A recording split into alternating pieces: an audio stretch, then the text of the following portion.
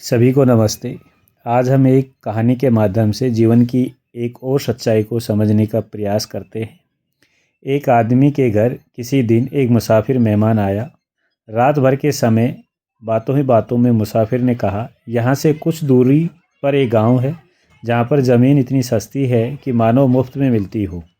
वहाँ हज़ारों एकड़ ज़मीन मिल सकती है, वह भी करीब करीब मुफ्त में। उस आदमी का लोभ जाग गया। उसने पूरे दिन ही उस गांव की राह पकड़ी और वहां पहुंचकर उसने कहा कि मैं ज़मीन खरीदना चाहता हूं। गांव वालों ने कहा कि तुम जितना पैसा लाए हो रख दो। ज़मीन खरीदने का तरीका यह है कि कल सुबह सूरज उगने से पहले तुम निकल पड़ना और शाम को सूरज के अस्त होने तक ज़मीन को तुम घेर सको, वह तुम्हारी होगी। वह आदमी रात भर सो न सका, योजनाएं बनाता रहा कि कितनी ज़मीन घेर लूं। सुबह होते ही वह दौड़ पड़ा। उसने हाथ में अपनी रोटी और पानी का इंतजाम भी कर लिया, यह सोचकर कि रास्ते में यदि भूख लगे तो दौड़ते दौड़ते ही खा पी लूँगा। उसने सोचा था कि ठीक 12 बजे लौट आऊँगा, यदि सूरज डूबते डूबते वापस पहुँच जाऊँ।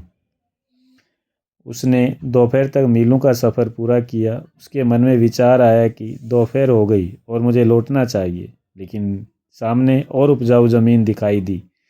यह ख्याल आया कि थोड़ी सी और ज़मीन घेर लेता हूँ, ज़रा तेज़ी से दौड़ना पड़ेगा।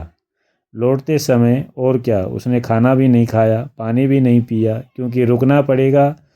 रास्ते में उसने खाना भी फेंक दिया और पानी भी फेंक दिया, क्योंकि उनका वज़न भी ढोना पड़ रहा था। उसने कोट भी उतार दिया, टोपी भी उतार दी।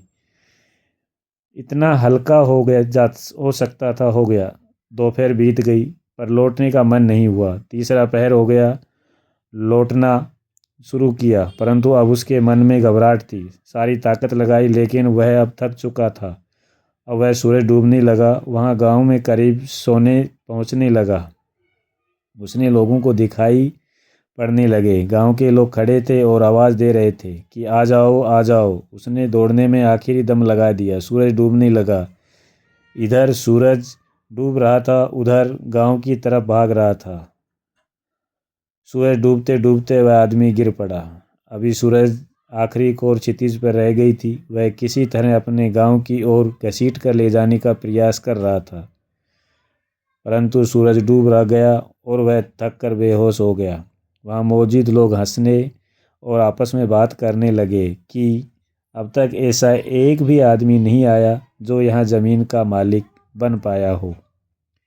इस कहानी के माध्यम से हमारा ध्यान अपनी आवश्यकता की ओर ले जाने का प्रयास किया गया है, ताकि हम आगे चलकर वे भौतिक आवश्यकताओं का सही मूल्यांकन कर सकें। इसके साथ ही यह समझ सकें कि हमारी भावात्मक आवश्यकताएं भौतिक साधनों से पूरी नहीं हो सकती।